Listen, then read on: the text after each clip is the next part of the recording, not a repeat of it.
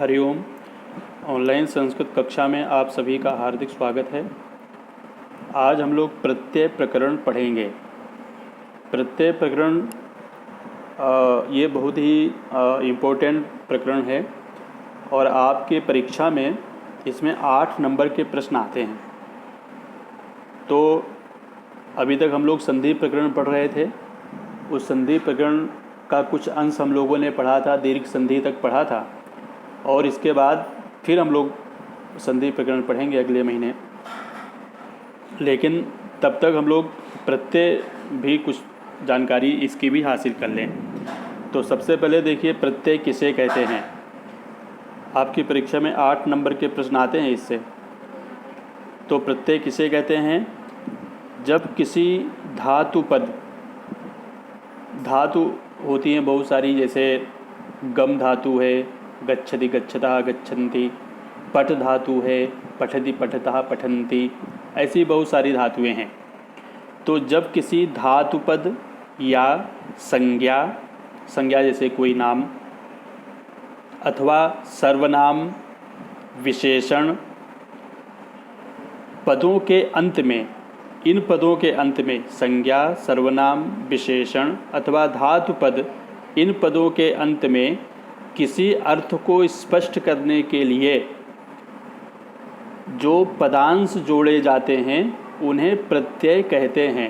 कुछ ऐसे अंश जोड़े जाते हैं जिनका कोई अर्थ नहीं निकलता है, लेकिन वो धातु पद और संज्ञा, सर्वनाम के साथ जुड़ करके एक विशेष प्रकार का अर्थ शब्द का निकलता है, तो उन्हें प्रत्यय कहते हैं। तो पहला प्रश्न हो गया, प्रत्यय किसे कहते हैं। दूसरा प्रश्न है, प्रत्यय कितने प्रकार के होते हैं। तो प्रत्यय 2 प्रकार के होते हैं। नंबर 1 कृत प्रत्यय, नंबर 2 तद्धित प्रत्यय। नंबर 1 कृत प्रत्यय, नंबर 2 तद्धित प्रत्यय। फिर प्रश्न नंबर 3 है, कृत प्रत्यय किसे कहते हैं।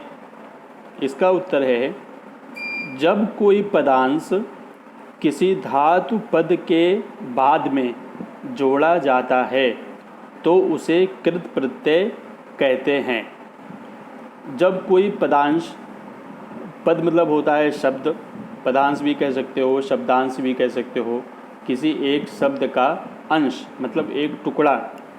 जब कोई पदांश किसी धातु पद के बाद में, जैसे कोई धातु पद है, जैसे मान लीजिए यहाँ मैंने उदाहरण दिया है, गम धातु है और उसका अंश, किसी पद का एक अंश जोड़ा गया इक्त, गम प्लस इक्त। इक्त एक प्रत्यय है, इक्त का कुछ अर्थ निकलता नहीं है, लेकिन गम धातु के योग से जब इक्त प्रत्यय करेंगे तब बराबर में बन जाएगा गतः, जिसका अर्थ होगा गया हुआ।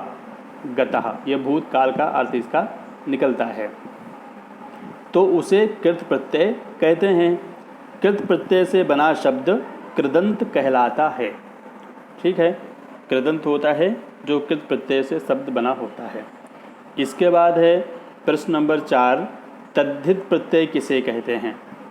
तो तद्धित प्रत्यय भी वैसे ही है, जब कोई पदांश अथवा शब्दांश किसी संज्ञा या सर्वनाम अथवा विशेषण के अंत में जोड़ा जाता है तो उसे तद्धित प्रत्यय कहते हैं। तद्धित प्रत्यय से बने शब्द को तद्धितांत शब्द कहते हैं। तद्धित प्रत्यय जो शब्द बनते हैं उनको तद्धितांत कहते हैं, और कृत प्रत्यय जो शब्द बनते हैं उन्हें कृदंत कहते हैं।